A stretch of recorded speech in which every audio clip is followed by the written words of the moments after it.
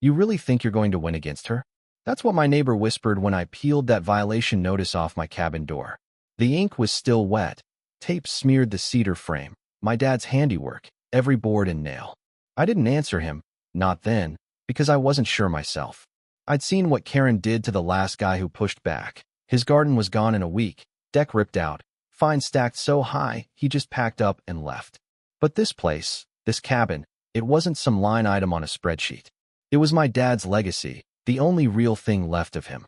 He died swinging a hammer here, right on this land, and I'll be damned if I let anybody, especially someone like her, bulldoze it. Not with my kids sleeping inside. I wasn't supposed to survive a fight like this. People like Karen count on that. But see, I know building codes. I know pressure points. And this time, I'd make sure someone was watching. That's how it started. You ever felt that jolt, standing up to a bully, heart thumping, hands shaking but not backing down? That's the feeling I had as Karen Whitmore slapped the notice right under the old copper thermometer, my dad's, hung 20 years ago. You're out of compliance, Daniel. That means it comes down, she said, eyes never leaving her clipboard. This cabin predates the HOA. I shot back, refusing to budge from my porch. Check section 6.1 of the county charter before you bring a backhoe up my hill. She barely glanced up. You've already been warned. Final notice. And that's when I introduced myself for real. Daniel Harkins, civil engineer, 16 years spent crawling under bridges and into basements to spot what's safe and what's rotten. When I say I know the difference between structural integrity and garbage, I mean it. And Karen, she was overdue for collapse. What she didn't know, the minute she stepped on my porch, I started recording. That cabin isn't just shelter. It's the last thing my dad ever built. The beams we hammered together the summer I turned 16, the place I proposed to Emily, the roof I brought my kids home to after the hospital, the spot that stood through storms, loss, and all the messy stuff life throws at you. So, when Karen started chirping about aesthetic modernization, I heard more than overreach. I heard the threat of losing the only piece of the world that was truly ours. You can't grandfather in decay, Daniel. She tossed over her shoulder, marching back toward her idling SUV. Unsafe is unsafe. But I'd already read the code. The only thing unsafe was her understanding of it. The notice she'd slapped on my door wasn't signed by any city official. Just HOA letterhead, unfiled, unpermitted. She might have gotten away with it, too, if I hadn't spent the past week watching her routine. 2 doors down, she forced a family to tear out their deck, claimed it was 2 inches past the setback. The elderly couple by the bend fined $900 for painting shutters forest green instead of HOA-approved olive. It wasn't about rules. It was about control. I pulled that notice off and brought it inside. Emily was spooning oatmeal into our toddler, who was painting banana all over the tray. She gave the final notice. I told her, folding the paper, voice low. Emily just stared, then asked, "So what now?" The threat was clear, removal by force in 48 hours if I didn't comply. She thinks we're too scared to fight, I said. Emily locked eyes with me, steady. Are we? Not anymore. I didn't wait. I started prepping. I live-streamed, not out of paranoia, but because Karen counted on people keeping quiet, isolated, ashamed. But pressure doesn't just break things. It also reveals what's strong underneath. Next morning, I walked down to the park with my son on my back, mind running through codes, footage, everything. Karen's not reckless. She's methodical, and I needed to know her pattern if I was going to break it. 4th of July bunting still sagged between the trees. Mike Tran, quiet guy, 2 kids, lived up the ridge, flagged me down. You got one too? He asked, nodding at the paper sticking out of my pocket. Final notice, I said. Same as my fence, he sighed. Didn't meet height specs. Took 3 weekends to rebuild. She said the new one wasn't visually harmonious. Find me anyway. How many people's been hit? I asked. Mike just handed me a handwritten spreadsheet. Names, addresses, violations, fines. 23 residents in 6 months, all older homes or inherited properties. This wasn't enforcement. It was targeting. Carla, from the lake house, chimed in. She said I'd lose my gate, wasn't up to code. But the rules, she says, are interpretive by committee. That cold feeling in my gut wasn't new. It was recognition. Karen was rewriting the rules, enforcing what nobody could challenge. That's how these HOAs win. Silence, shame, isolation. But not anymore. She ever file permits for any of these? I asked. Mike shook his head. I doubt she's filed anything since last year. That was the threat I needed. If she'd been moving equipment, fining, demolishing without city permits, there'd be a trail, or worse, no trail at all. Anyone ever call the city directly? Carla asked. She says we're a private community. Gotta go through the HOA. That's when it hit me. Karen hadn't just abused power, she'd isolated it. Created a bubble where no one dared question her. That bubble needed bursting. And I had something she didn't. A license, a professional reputation, the ability to document every infraction. But I had to protect these families, too. I'm not letting her take my cabin, I said, folding the spreadsheet. And I'm not letting her do it to anyone else. Carla asked, You going to the city? I'm going through the city, I said, and making sure they've got everything they need to come down on her hard. I didn't call the city that day. I drove straight to the HOA office, but not the shiny resident entrance. I went around back, past the motivational posters, and that smell of mildew and copier ink. Karen's door was open. She was mid-conversation with Mara Jensen, a board member I'd never seen stand up to Karen. If he resists, we escalate, Karen was saying. Mara's voice was softer, hesitant. But the cabin, it's old, not dangerous. I stepped in.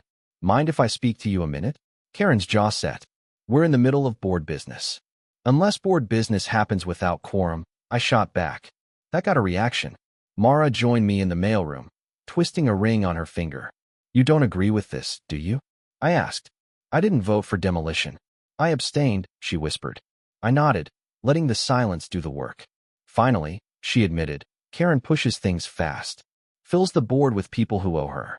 If we object, she says we're undermining cohesion. I handed her the spreadsheet. This isn't cohesion. It's targeting. She looked away. If I say that, I lose my seat. Then help me another way. Does she file demolition permits through the county, or just push it through HOA? Mara finally looked at me. I've never seen a permit. That was the crack.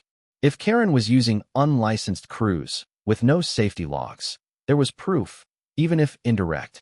Invoices with no contractor info, just cash and P.O. box addresses. That was enough to get the sheriff interested. I didn't thank Mara, not yet. She was still afraid, but fear only works until someone names it. And I was ready to shout it to the whole county. 2 days later, diesel engines woke me at dawn. I stepped onto the porch, bare feet on the wood my dad sanded smooth, and saw a bulldozer at my property line, blade lowered to the grass. Karen stood by her SUV, clipboard in hand, coffee steaming. Bit early for excavation, I called. She didn't even look up. Just staging equipment. We move fast when safety's involved.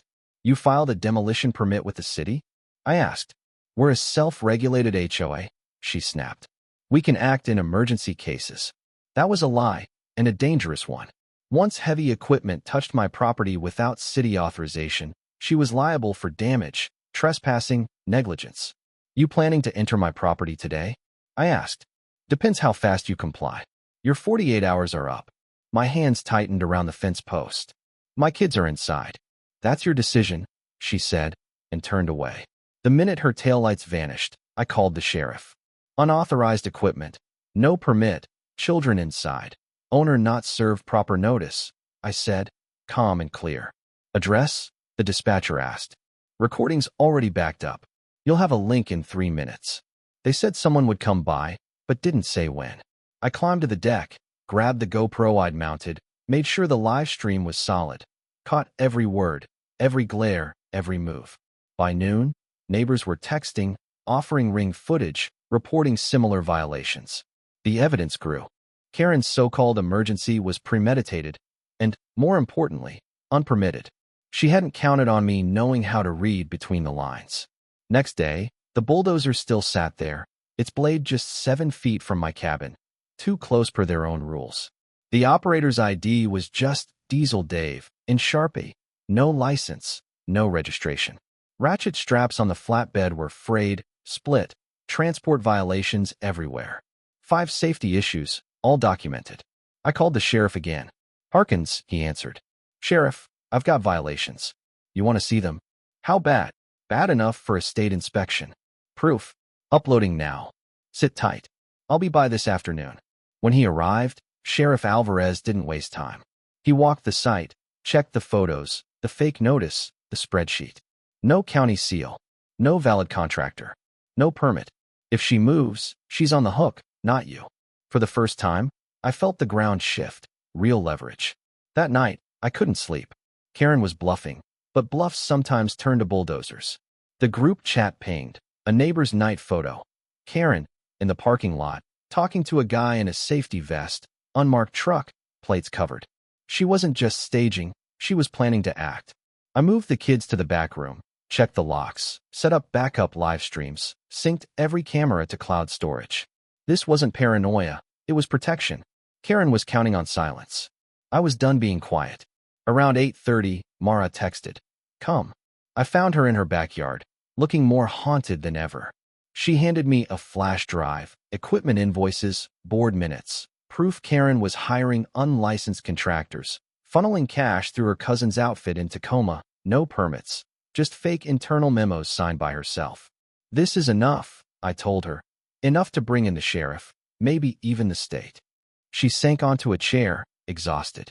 I thought if I stayed quiet, it would stop worse from happening. You stopped it now, I said. No. You will. I'm just out of the way. That night, I cross-checked everything. Licenses, payments, code books. Every entry, every name. By 2 a.m., I'd filed complaints with the State Department of Labor. The county started drafting an affidavit, documenting everything. By 4, I recorded a backup video. Me, holding the permit register, spelling it all out. If anything happens to this cabin, this stream goes public, every agency will see it. At dawn, the lake was still. Emily joined me on the porch. You ready? She asked. I nodded. I packed documents, printed photos, set cameras, prepped folders for the sheriff, the city, and Karen herself. Then I delivered them. One to the sheriff, one to the inspector, one hand-delivered to Karen. Formal notice of dispute and pending review. I handed redacted copies to trusted neighbors. Carla said. About time someone put her on her heels. The mood shifted. Neighbors stood taller, whispered less. By 9 a.m., I was back at the cabin, every angle covered, every backup live. Sheriff Alvarez texted. On my way. ETA 15 minutes. Wait for me. I waited on the porch. The bulldozer hadn't moved. The unmarked pickup was back. Big day, Diesel Dave smirked. I just tapped my body cam. Let him know it was all being recorded. At 9:23, Karen's SUV rolled up. She strutted out, clipboard in hand, sunglasses on like it was a ribbon cutting. Emergency order stands. Structure scheduled for removal, she announced. I just checked the time. You read my response. You're not the first homeowner to panic at enforcement. No, but I'll be the first with a sworn officer and county inspector here before your crew scratches the topsoil. The drone lifted behind me, red LED blinking. Last chance, Karen. Step back or step down. The sheriff's cruiser pulled in. Alvarez stepped out, hat in hand. Step aside, ma'am. I'll speak to the property owner first. She bristled but obeyed. I handed him the evidence, photos, reports, everything. Where's the operator? He asked. By the truck. No license, no insurance, and signed invoice. Alvarez approached Dave. Name and company? Dave Listister, subcontractor. Cedar Pines Modernization. You got a license? Permit. Dave just stammered, looking at Karen. Alvarez turned to her. You authorized demolition without a permit. Hired unlicensed operators. No law enforcement notification. No county inspection. Karen's voice cracked.